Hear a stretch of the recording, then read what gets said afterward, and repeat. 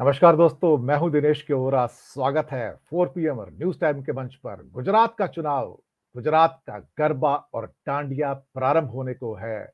सांसें थाम कर देखिए हुजूर, सांसें थाम कर, क्योंकि कुछ ऐसा होगा जिसकी कल्पना आपने नहीं की होगी।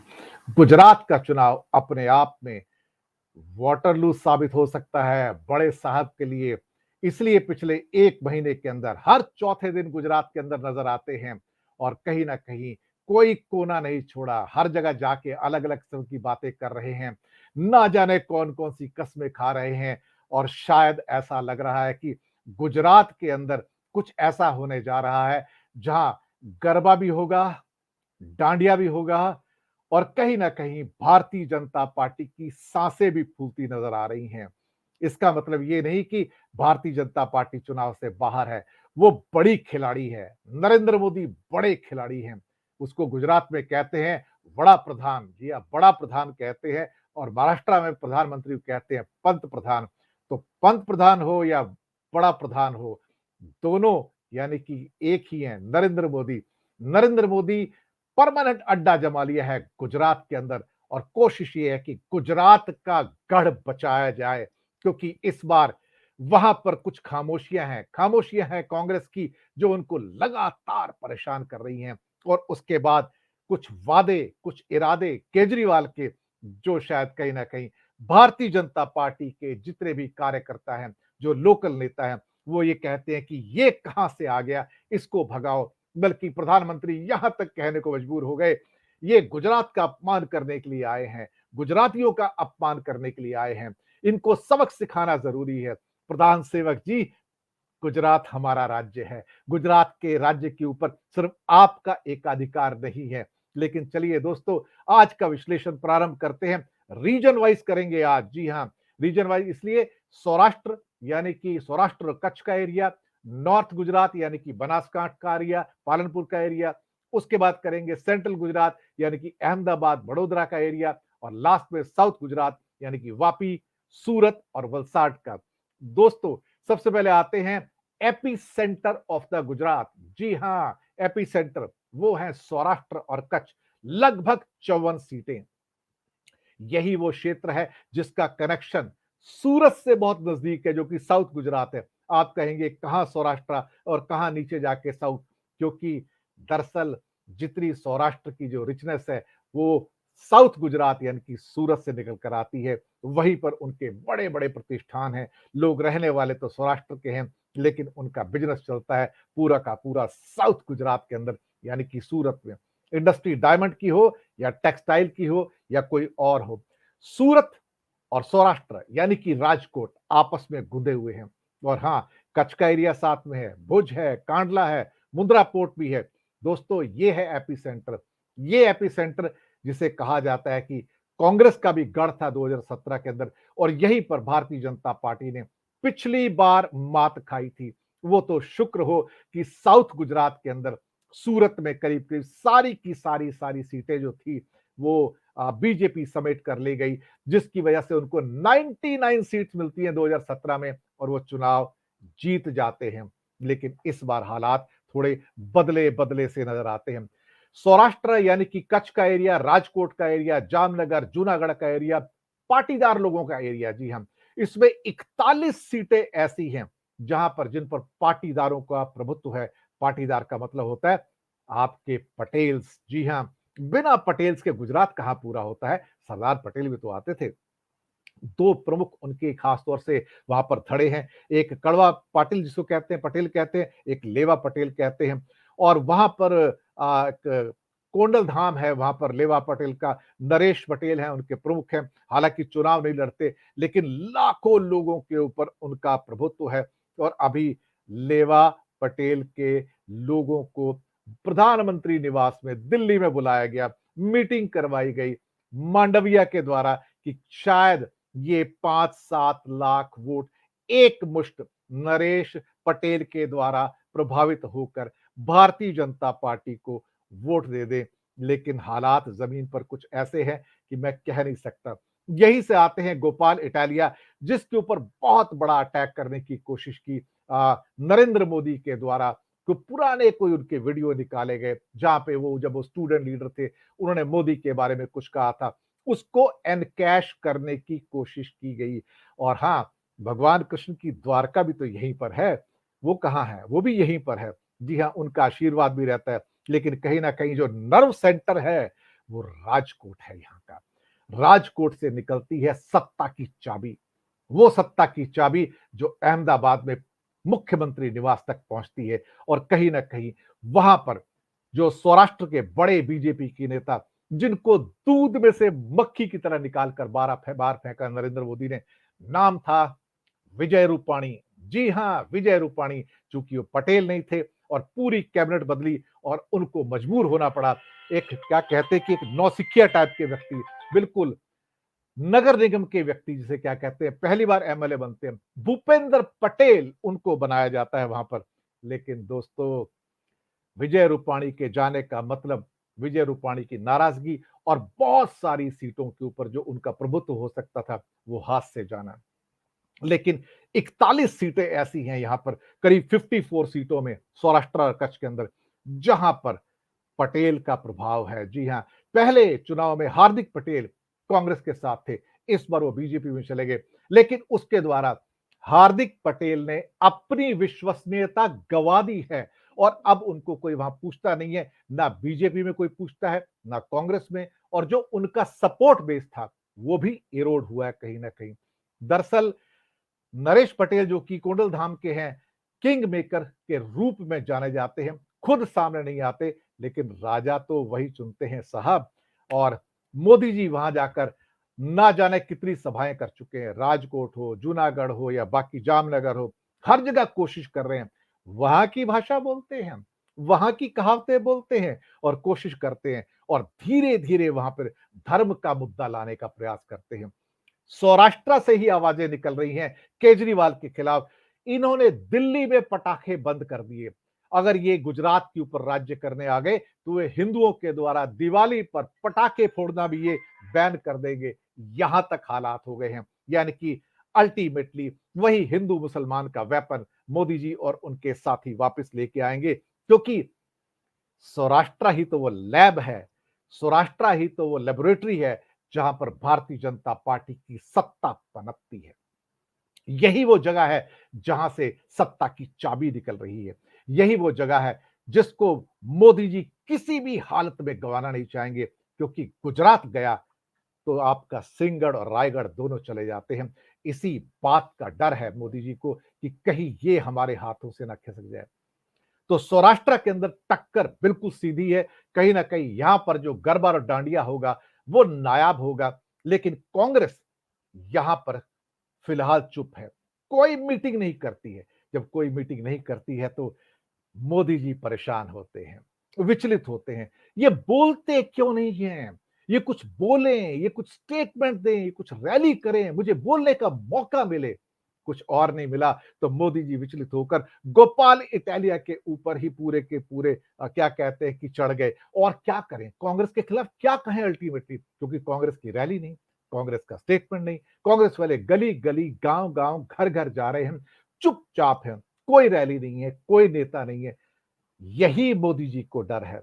आते हैं नॉर्थ गुजरात के अंदर, लगभग 32 सीटें वहां पर। पहले इसकी 54-53 सीटें होती थी, लेकिन अब उसको हम दरअसल सेंट्रल गुजरात, अहमदाबाद और बड़ौदा के अंदर काउंट करते हैं। यहाँ के बड़े पीसीसी के नेता जगदीश ठाकुर, आ, यहाँ पर जो कार्यकर्ता हैं कांग्रेस के, ये गढ़ है कांग्रेस का, गांव का इलाका है, बनासकांठा, पालनपुर का एरिया, साबरकांठा, ये एरिया के अंदर यहां पर कांग्रेस का गढ़ होने के नाते even in the worst of the times Congress has done exceedingly well in north Gujarat. दोस्तों, यहीं पर मोदी जी ने अपनी सभाओं में कहा, ये कांग्रेस वाले चुप क्यों हैं? इनको जगाने की जरूरत है। खाटला बैठक कर रहे हैं। ध्यान रखो, ये चुपचाप षड्यंत्र कर रहे हैं।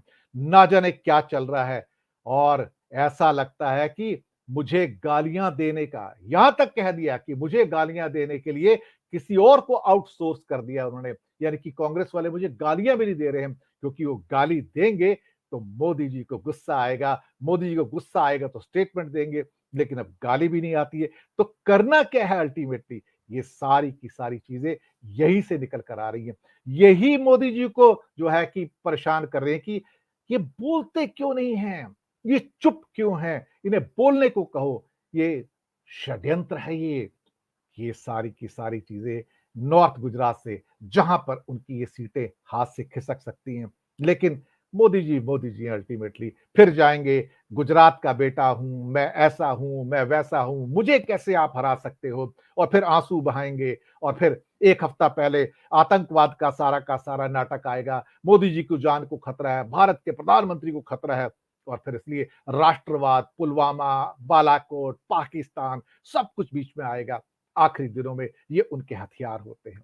खैर, आते हैं सेंट्रल गुजरात के ऊपर, जहां पर ऑलमोस्ट 52-53 सीटें हैं। ये एरिया है आपका अहमदाबाद का, बड़ोदरा का, मेजर सीटें, अर्बन सेंटर, जहां पर भारतीय जनता पार्टी की पहुंच मजबूत है। लेकिन यहां रूरल एरियाज भी हैं और वहां पर कांग्रेस की पहुंच मजबूत है। ये वो एरिया है जहां पर आम आदमी पार्टी डेंट मार रही है, बड़ा डेंट मार रही है। आम आदमी पार्टी, वो पार्टी जो लोगों से कह रही है 27 साल के बीजेपी राज में आपको मिला क्या है? क्या आपके बिजली के बिल कम हुए? क्या आपको मुफ्त शिक्षा मिली? क्या आपको मुफ्त हेल्थ फैसिलिटीज मिली? कुछ नहीं मिला। ये सारी दिक्कत है। और मोदी जी वहां पर कहते हैं हमने यहां पर ऑलमोस्ट 50 लाख से 1 करोड़ आयुष्मान कार्ड दिए। आयुष्मान कार्ड दिए, इसका मतलब है कि गरीबी की हालत ऐसी है जिसको रोल मॉडल के रूप में, गुजरात मॉडल के रूप में पेश किया जा रहा है। वो खोखला और धुंधला है, क्योंकि जिस देश के अंदर, जिसको कहते हैं कि देश का सबसे समृद्ध राज्य है, और वहां पर 2-2.5 करोड़ लोग गरीब, 6 करोड़ में से 2.5-3 करोड़ लोग गरीब हैं, मॉल न्यूट्रिशन के शिकार हैं, एनीमिया के शिकार हैं। देश में वस्त बच्चों के अंदर स्टंटिंग वेस्टिंग वहां पर है। और फिर वहीं पर केजरीवाल कहते हैं कुछ मिला या नहीं मिला।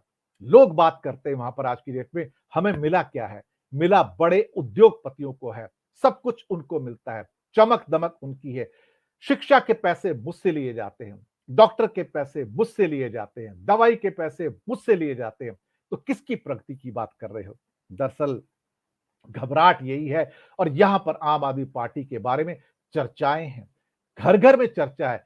भारतीय जनता पार्टी ने दिया क्या? आपकी जेब से सिर्फ पैसे निकाले हैं, पुलवामा के नाम पर, राष्ट्रवाद के नाम पर, नकली देश प्रेम के नाम पर। गरीबों की जेब में से पैसे निकाले मोदी जी ने, वड़ा प्रधान ने पैसे निकाले हैं।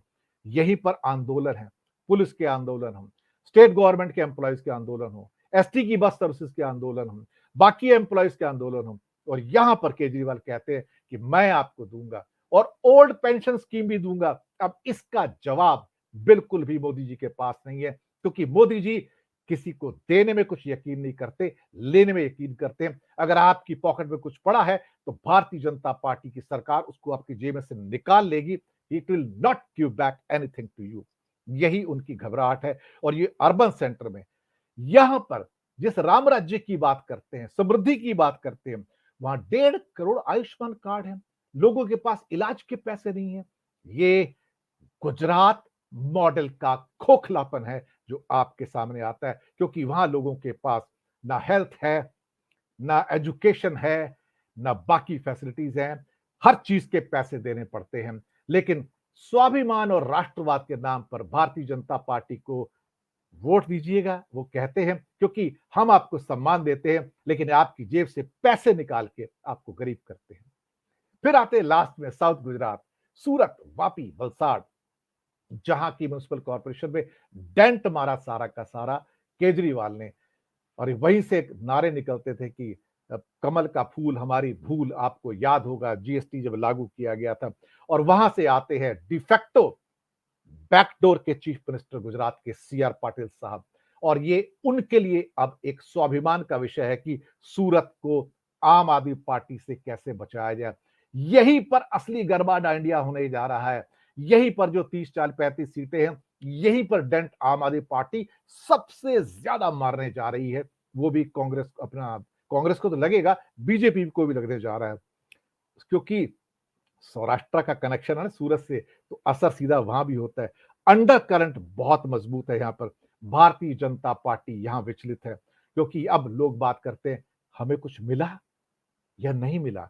और यहीं पे छोटू भाई वसावा की जो ट्राइबल पार्टी है, ट्राइबल बेल्ट बहुत बड़ी है, वो ट्रेडिशनली कांग्रेस के साथ रहते हैं। बीच में बात चली थी कि छोटू भाई जो हैं वो क्या कहते हैं कि आम आदमी पार्टी के साथ जुड़ेंगे, बात बन नहीं पाई और शायद वो वापस अब कांग्रेस के पास गए हैं।